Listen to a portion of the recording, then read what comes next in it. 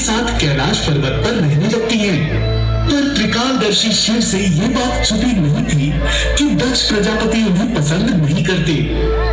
एक यज्ञ में दक्ष प्रजापति के आने पर सभी लोग सम्मान में खड़े हुए, पर शिव खड़े नहीं हुए।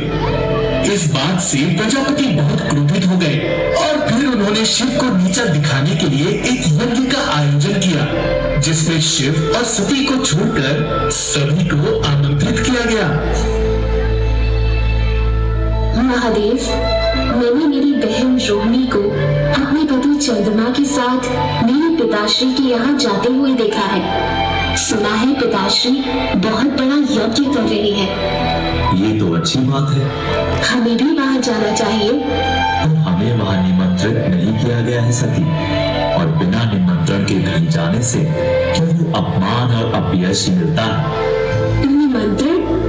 हो सकता है पिताजी निमंत्रण देना भूल गए हो, और फिर माता पिता के घर जाने के लिए कौन से निमंत्रण की आवश्यकता है भला?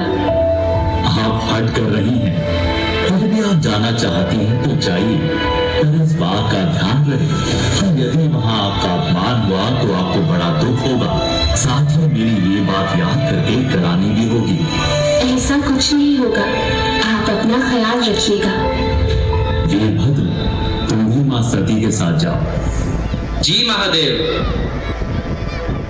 शिव के समझाने के बाद भी माँ सती शिव के गढ़ वीरभद्र के साथ अपने पिता के घर पहुंची, जहाँ यज्ञ चल रहा था। वहाँ उनकी सभी बहनें अपने अपने परिवार के साथ बैठी थीं, पर सती वो तो अकेले आई थी। और फिर वही हुआ जिसकी चेतावनी शिव जी ने माँ सती को दी थी।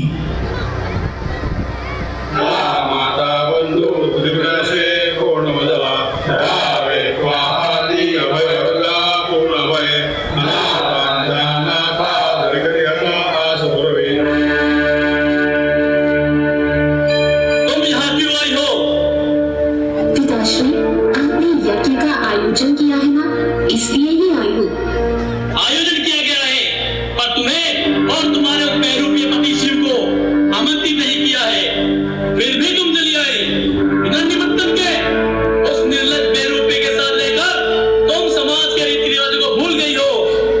तो माता पिता का घर तो उनके बालकों का भी घर होता है, वहाँ आने के लिए कैसा निमंत्रण? विवाह के बाद ये घर तुम्हारा नहीं है, चली जाओ यहाँ से। मुझे शिवा ने समझाया था, मुझे आपके प्रेम ने अंधा कर दिया था पिताश्री। अब मुझे वापस जाने का कोई अधिकार नहीं, मुझे अपने प्राण त्याग देने होंगे।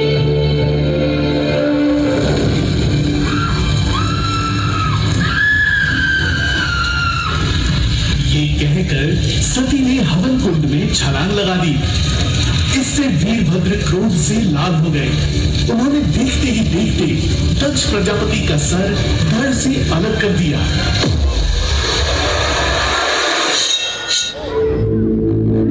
माता सती की ये दुखद सूचना जब शिव को मिली तो वे भयंकर दुखी और क्रोधित हो गए। उनका तीसरा नेत्र खुल गया और वो सती के प्राणहीन देह को लेकर सारे ब्रह्मांड में तांडव करने लगे। इससे सभी लोगों में हाहाकार मच गया।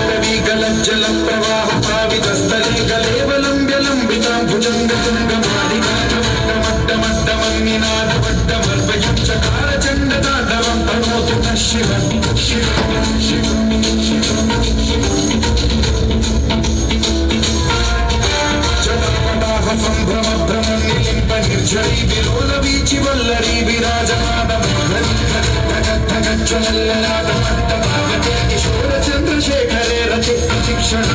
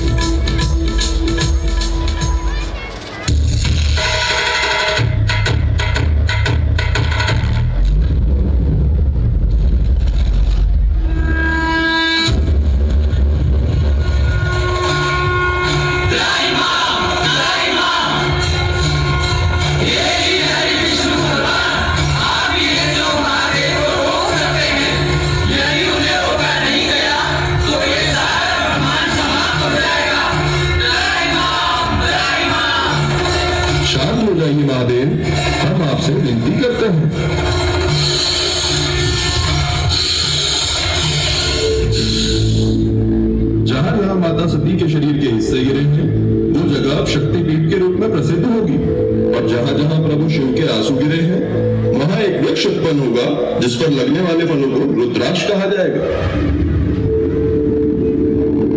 इस निवेदन से शिव जी शांत हुए और उन्होंने बकरे का सर राजा दक्ष प्रजापति के सर की जगह लगा दिया। इसी के बाद दक्ष प्रजापति को राजा अज के नाम से भी जाना गया। कालांतर में माता सती को जन्म राजा हिमालय और उनकी पत्नी ने दिया। उस बालिका का नाम पार्वती रखा गया। पार्वती माता ने शिव जी की बहुत तपस्या करी और फिर उनका विवाह शिव जी के साथ हुआ। पिछले जन्म में शिव की पत्नी थी जो देवी सती, इस जन्म में वो है पर्वतराज की सुपुत्री पार्वती। आज भी शिव है इनके एकमात्र आराध्य। वर के रूप में मिले जो दिन शिव, तब का हो सौभाग्य। माता पार्वती और शिव कैलाश पर्वत पर रहने लगे। हे माता पार्वती, मैं आपसे आग्रह करता हूँ कि आप कुछ देर के लिए महादेव से अलग होकर बैठ जाएं। आपके उनके साथ बैठे होने के कारण मैं उनकी परिक्रमा नहीं कर पा रहा हूँ। हे मुनि, मैं भी तो शिव का ही आधा हिस्सा हूँ।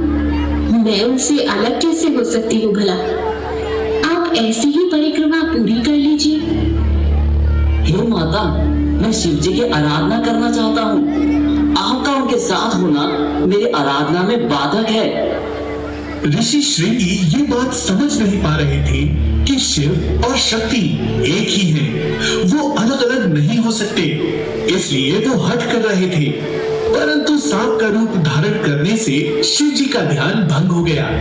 उन्होंने ऋषि श्रृंगी को समझाने के लिए मां शक्ति के साथ मिलकर अर्धनारीश्वर का रूप धारण किया।